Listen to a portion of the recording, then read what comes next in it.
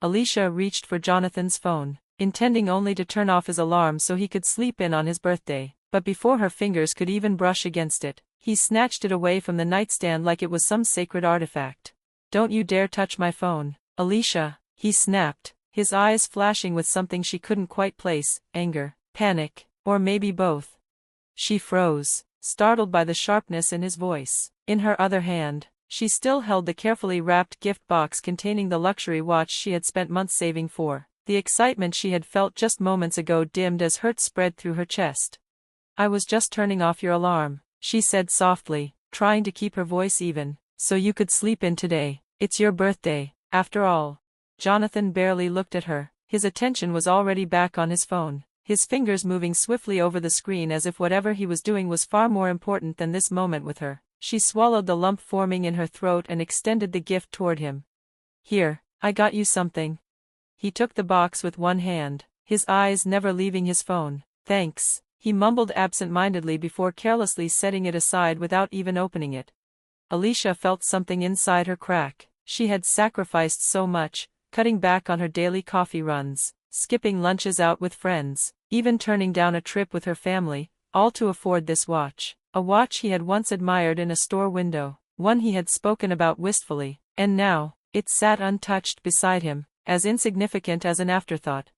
Her name was Alicia Morrison, she was 25 years old, and in that moment, she realized her 2-year marriage might already be lost. It wasn't just the phone or his defensiveness, it was the growing wall of indifference between them, a coldness that had settled so gradually she hadn't noticed it until now.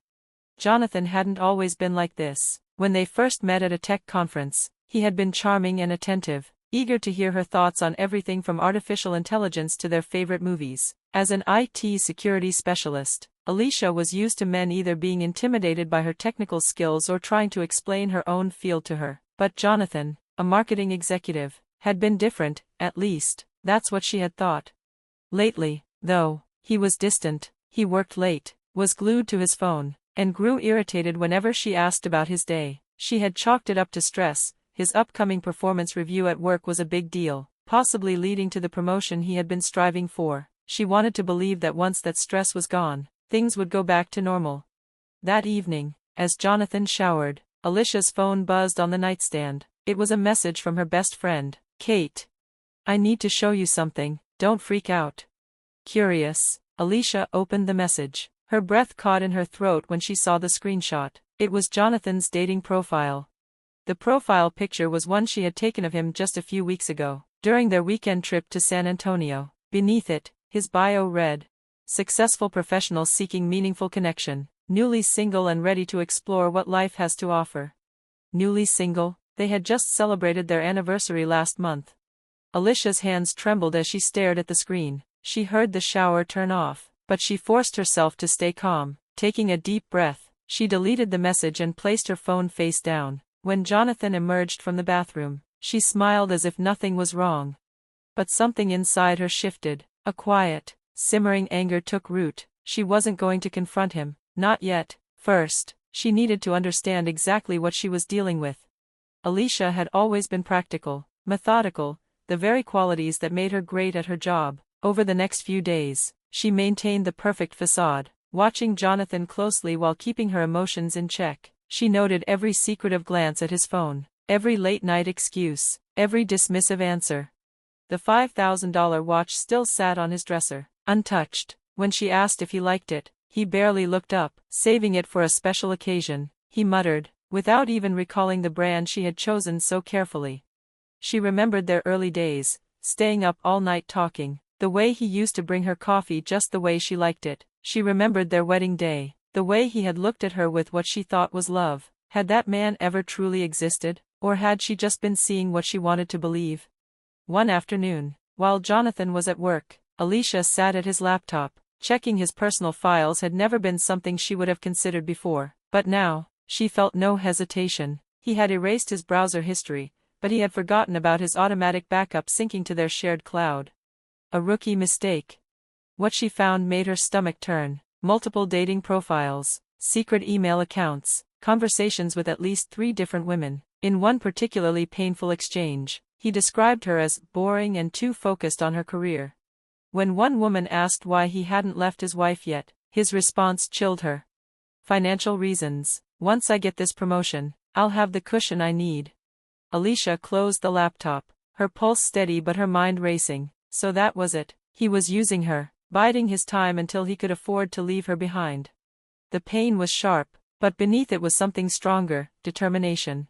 She wouldn't confront him yet. If she did, he would deny it, spin lies, or worse, accelerate his exit before she was ready. No, she needed to be strategic. She needed to make him regret underestimating her. That night, over dinner, she played her part flawlessly. She watched as he texted under the table, his attention barely on her. "Big project at work?" she asked, her voice light and sweet. "Something like that," he muttered. She smiled warmly. "You work so hard, you deserve that promotion." He glanced up, momentarily surprised. "Thanks, it's been stressful." "I know," she said, reaching for his hand. He didn't squeeze back. "But things will get better soon, I'm sure of it." And they would. For her, at least.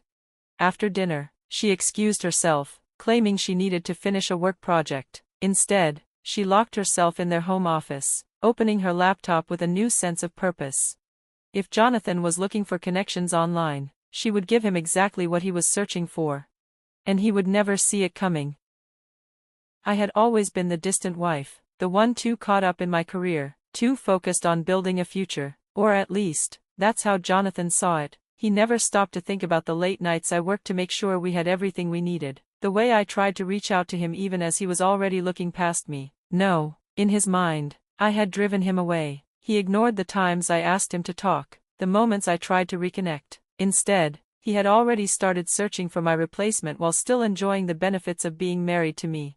"Why not just end it then?" Victoria asked him in the chat.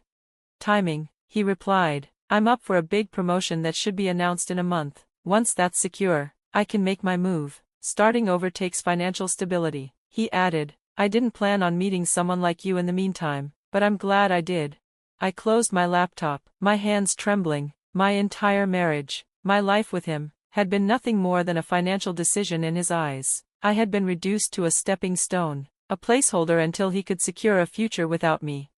The next day at work, my mind was a storm of thoughts. I couldn't focus, couldn't push the words I had read from my mind. My co-worker and friend, Tina, noticed immediately. "Hey, you okay? You've been staring at that same line of code for 20 minutes, she said, setting a warm cup of coffee on my desk. I hesitated. Tina and I had grown close over the past year, but I had only confided in my best friend Kate about Jonathan's betrayal, or the plan I had begun forming in my mind. "Just dealing with some personal stuff," I said, my voice quieter than usual.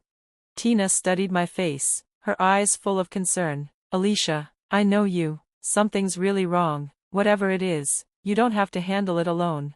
Something in her words broke the walls I had been trying to keep up. I took a deep breath and told her everything. The dating profile I had found, the unopened watch still sitting on his dresser, the fake identity I had created, and finally, Jonathan's own admission that he was simply waiting for his promotion before leaving me. When I finished, Tina was quiet for a moment before asking, "What's your endgame here? Are you gathering evidence for divorce?" I shook my head. That would be too easy. He doesn't just get to walk away on his terms. I want him to understand exactly what he's throwing away, and I want him to know that I was always one step ahead of him. Tina leaned forward, intrigued. "That sounds like you have a plan." I nodded slowly. "I do." That evening, I messaged Jonathan as Victoria, suggesting they meet in person at his favorite restaurant, Bolano, on the exact day his promotion was to be announced. The day he thought would be the start of his new life would instead be the end of the one he had built on lies. As I drove home, my phone pinged with a notification, a message from Jonathan to Victoria. "I can't wait to meet you. It feels like I've been waiting my whole life for someone who truly understands me." A grim smile played on my lips. He had no idea what was coming. Over the next 3 weeks, I executed every part of my plan with precision. As Victoria, I deepened my connection with Jonathan, carefully collecting screenshots of every incriminating message. He revealed more than I had anticipated, not just his dissatisfaction with our marriage, but his entire plan for a future without me. "Once this promotion comes through, I'll have enough saved to get my own place. I've already looked at a few apartments downtown," he had written.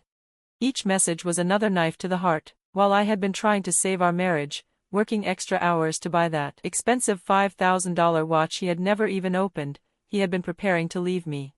Silently, I prepared for my own future. I met with a divorce attorney, documented our assets, and slowly separated our finances. I compiled a dossier of evidence, not just our messages as Victoria, but all of his other dating profiles and conversations. I wanted to be thorough. I wanted to be ready. One evening, as I set the table for dinner, Jonathan casually mentioned, "I need to work late on Thursday. Big presentation for the promotion." Thursday, the same day Victoria had suggested they meet. I forced a neutral expression. "That's fine. Good luck with the presentation." He barely looked at me as he replied, "Thanks, it's important." "I know it is," I said softly, barely hiding the satisfaction in my voice. That night, as Victoria, I confirmed their dinner plans at Bolano, setting the time for 7 p.m., just after his presentation would wrap up. "I can't wait to finally meet you in person," he wrote. "It'll be a night to remember," I replied, and for once, I wasn't lying. The next morning, I called Bolano and spoke to Antonio, the restaurant manager. We had become familiar over the years, as Jonathan and I had celebrated many anniversaries and birthdays there. "Antonio, I'd like to arrange something special," I said carefully, explaining just enough. His confusion turned to understanding. "I see," he said finally, "this is unusual, but we can accommodate your request, Mrs. Morrison." "Thank you, and one more thing. I'll need a table with a view of the entrance but one where I won't be immediately visible." With that settled, I turned to the final piece of my plan. I needed something that would leave no room for doubt, no way for Jonathan to weasel out of this. Then, I remembered the watch. That unopened, expensive, beautiful watch that had meant nothing to him. That night, while Jonathan slept, I took the watch from his dresser, placed it back in its original packaging, and drafted a note on our personal stationery, my hands steady despite the storm of emotions inside me. Thursday arrived with a strange sense of calm. I dressed with care, applied my makeup flawlessly, and kissed Jonathan goodbye as if it were just another day. "Good luck with your presentation," I said sweetly. He barely glanced up. "Thanks." At 5 p.m., I received a text from him. "Got out of my meeting early. Great news to share later." His promotion, the final piece of the puzzle. I arrived at Bolano, heart pounding, as I handed Antonio the final items, the printed screenshots, the divorce papers, and the box containing the watch. He gave me a knowing nod. "Your table is ready, Mrs. Morrison. Everything is arranged as you requested." I took my seat in the corner, hidden behind a decorative plant, and waited for my husband to arrive for his date with a woman who didn't exist.